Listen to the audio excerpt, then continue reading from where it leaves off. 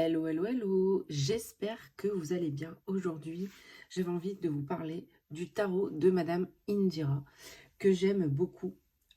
Si tu aimes ce jeu ou si tu t'y intéresses, cette vidéo est faite pour toi. Ce jeu n'est pas forcément facile à appréhender, ni difficile quand on a les infos et, à mon sens, la connaissance de l'histoire de ce jeu. C'est pour ça qu'aujourd'hui, j'ai eu l'idée de vous raconter cette histoire, ou plus précisément ce conte, qui s'appelle Les Quatre Portes.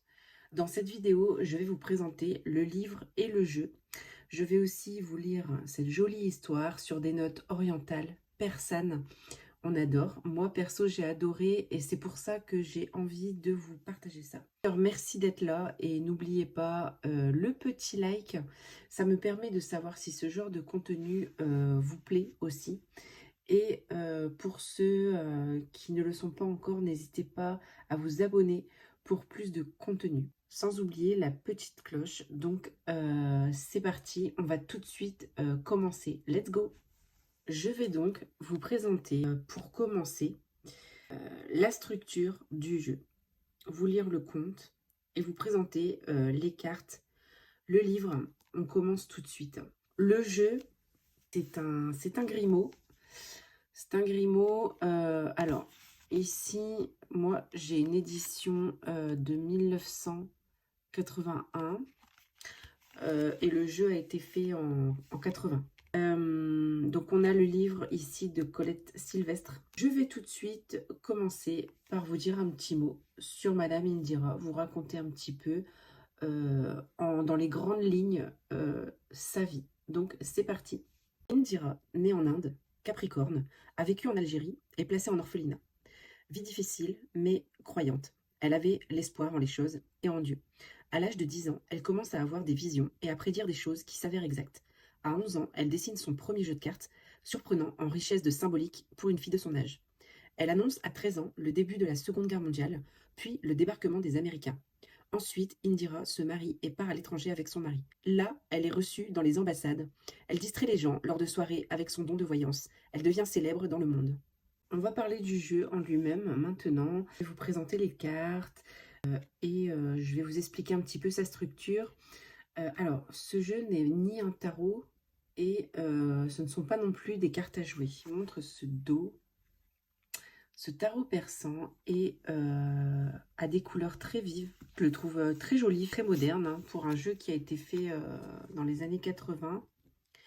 Et ce tarot est découpé en plusieurs catégories, si on veut. On a 5 grandes catégories.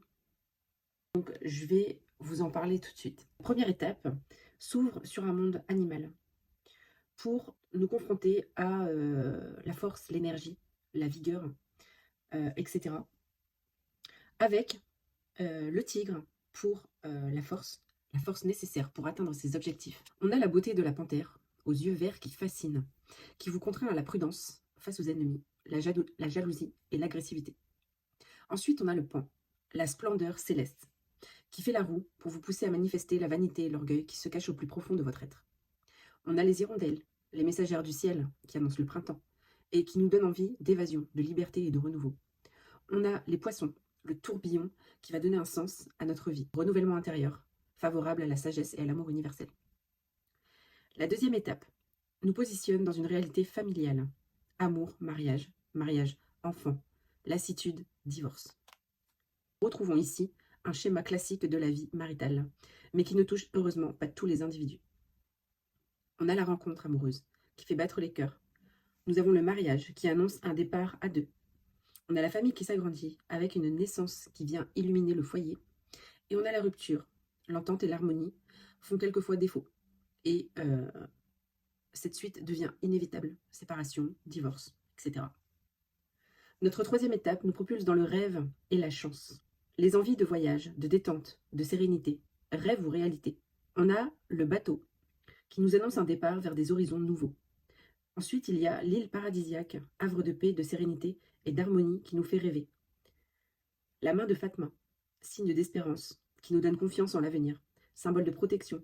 Cette amulette vous protège des dangers et des embûches. Les flambeaux, véritables messages célestes, éclairent vos ténèbres. Ces trois lumières nous guident pour nous permettre de trouver le chemin conduisant à la paix et à la sérénité. La 4e étape vous prévient des dangers. La vie n'est pas toujours un fleuve tranquille. Vous pouvez échapper à de mauvaises surprises, des peines ou des moments de tristesse. Dans cette étape, nous avons la sorcière, servante du diable, aux forces hostiles et obscures, rôde pour tenir votre existence. Elle tente d'avoir un pouvoir sur votre vie et votre personnalité. On a la maladie qui annonce que vous êtes en position de faiblesse. Face aux annonces et aux événements, vous n'avez plus les énergies nécessaires pour agir avec efficacité.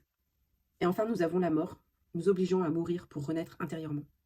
La mort fait également partie de la vie, et la perte des êtres chers ne peuvent être évitées. La dernière et 5e étape nous offre le bonheur, l'aboutissement. Heureux d'être en vie.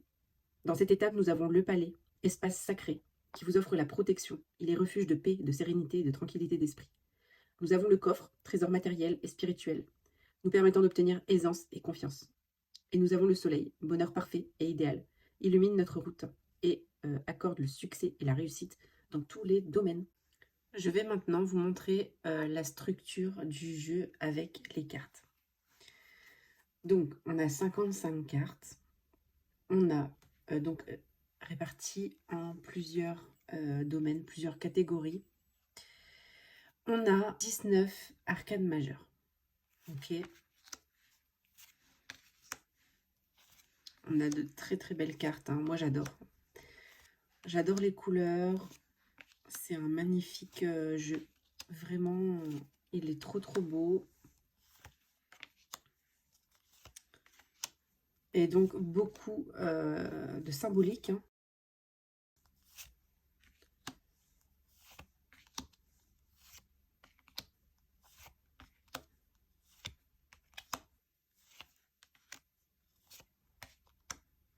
Ensuite, on arrive aux suites, hein, un petit peu comme dans les cartes à jouer ou comme le tarot. Donc, les suites, on en a 4. Donc, on a les cœurs, qu'on appelle ici les cœurs. On a les écus. Donc, c'est les trèfles, en fait. On a les faucilles, qui sont les carreaux. Et on a les cimeterres, qui sont donc les piques. Donc, à chaque fois, vous voyez, on a un petit peu les symboliques de cartes à jouer. Ensuite, on a les personnages. Donc, dans le jeu de Madame Indira, elle n'appelle pas ça les personnages de cour. On a tout de même un roi, une reine et un cavalier. Donc ici, on a les rois.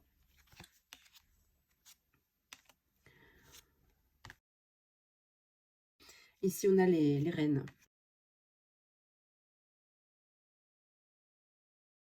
Et on a les cavaliers.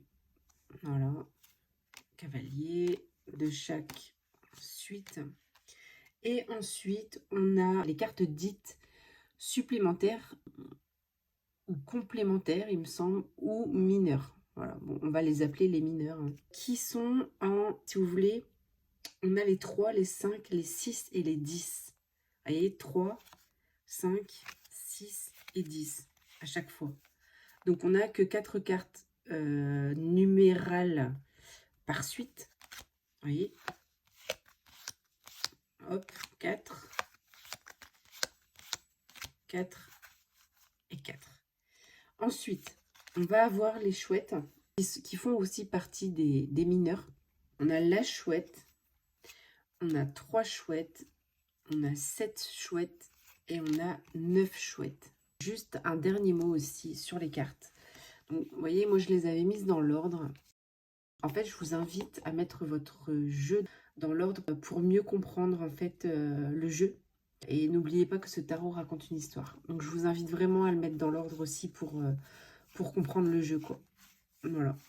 Le livre, on va regarder parce qu'il est complet, hein, et très intéressant. Donc, celui-là, c'est donc le tarot persan de Madame Indira, Colette Sylvestre, aux éditions Granger. Alors, ici, le sommaire est à la fin. Alors, le sommaire. Donc, on a donc évidemment nos arcades majeures. On a les personnages, les mineurs. On a, en fait, je vais vous montrer un peu comment se présente, par exemple, le livre pour les majeurs. Donc, on a par exemple, voilà, le palais. Le palais qui peut être aussi la maison, hein.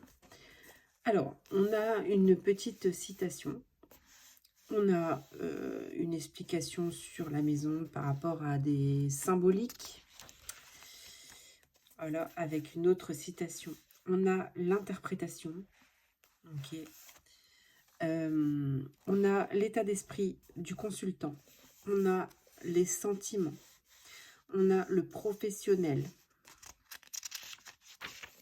On a le matériel, la santé, la spiritualité, la sexualité, divers et les rencontres. Les rencontres, ça va être les associations de cartes. Donc ici, on a quelques associations de cartes par carte. Donc c'est vraiment pas mal. Et en fait, pour toutes les cartes, c'est comme ça. On a je sais pas combien de pages d'explications. Et bah, pour élargir sa connaissance de la carte et le vocabulaire, bah, c'est top quoi. Ensuite, voilà, les personnages. Les personnages, on aura moins de détails. Voilà, on aura des petits textes comme ça. Juste ça, quoi, par carte. On a ensuite les mineurs. Donc, on a les cœurs, les écus, les faucilles et les cimetières. Donc, voilà, on a un petit texte aussi comme ça, pas énorme. Et ensuite, voilà, les mineurs. Et on a à chaque fois des associations de cartes. À chaque fois. Vous voyez, voilà, 3 de carreau.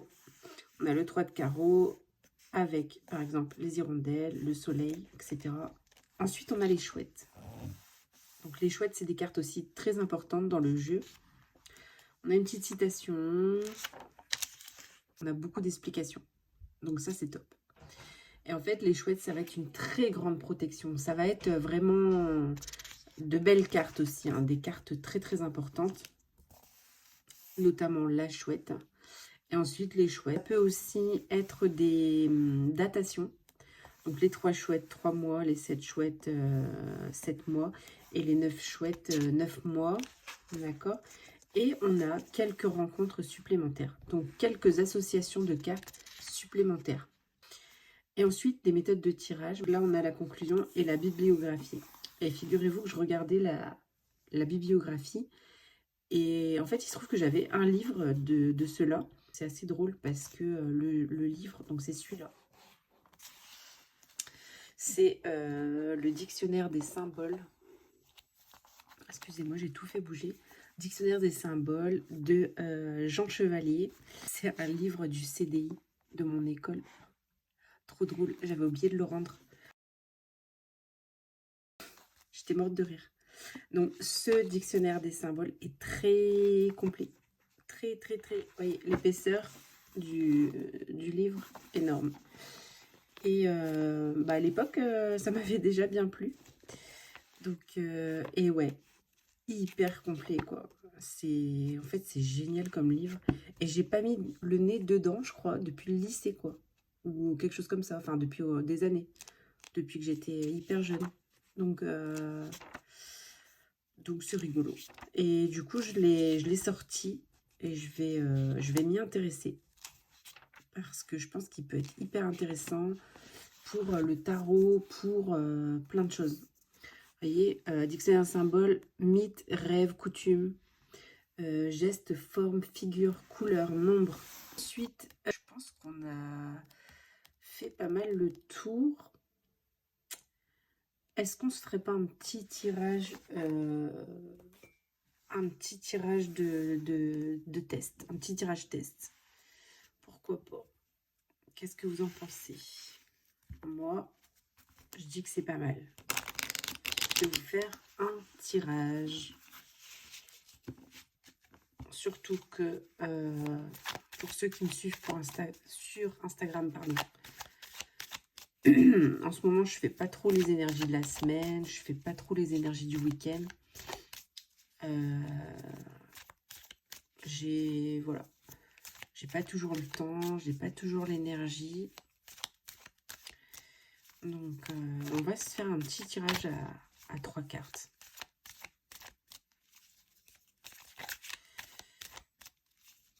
On va se faire juste une association de cartes. Une petite storytelling tranquillement.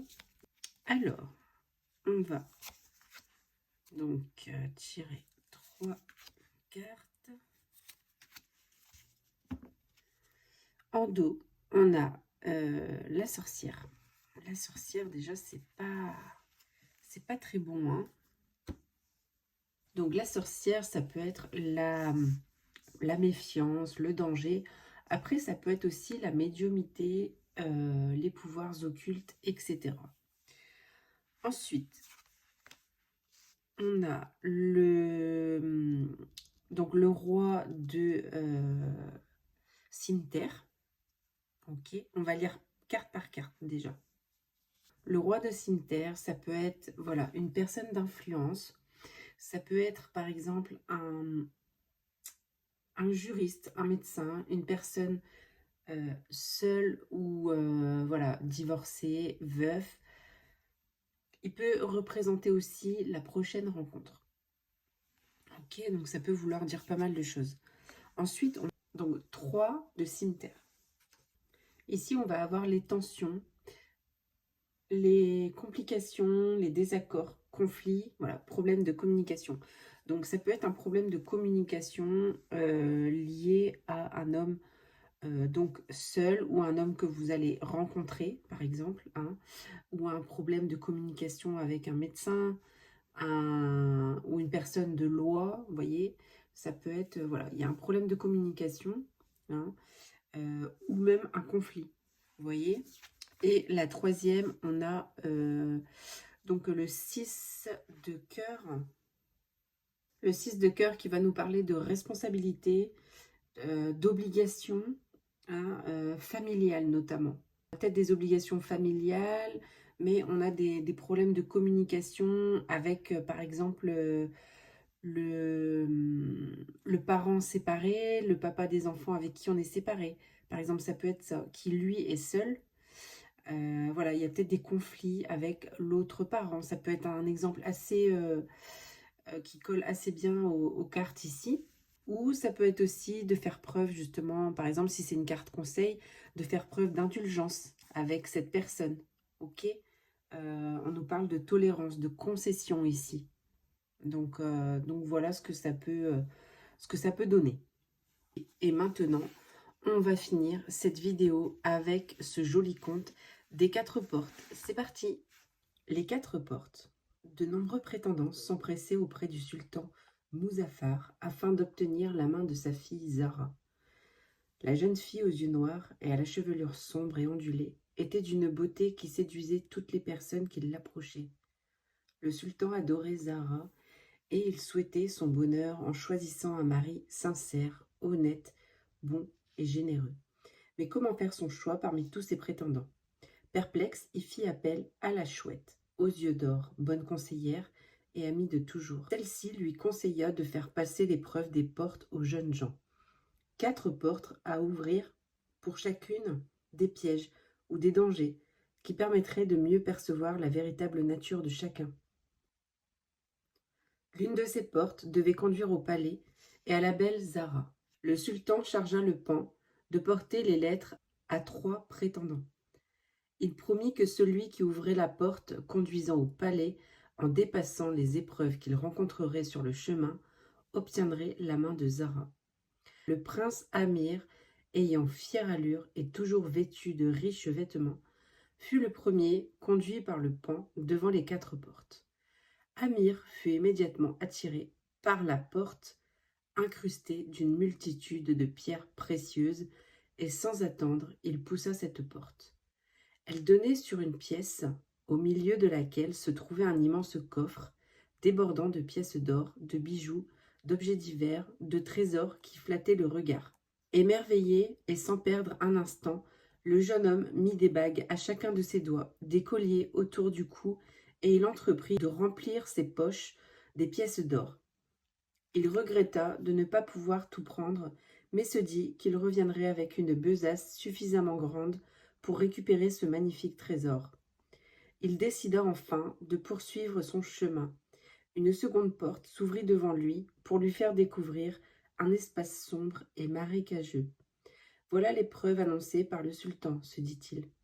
Il avançait avec hésitation, craignant de salir ses belles chaussures, mais finit par accélérer sa marche dans l'eau trouble qui montait peu à peu. Brusquement, Amir perdit pied. Il était dans un trou qui l'entraînait vers le fond. Alourdi par les pièces d'or et les bijoux, il ne put rester en surface et s'engloutit peu à peu dans cette eau froide et boueuse. Le prince Amir avait été victime de son orgueil et de sa cupidité.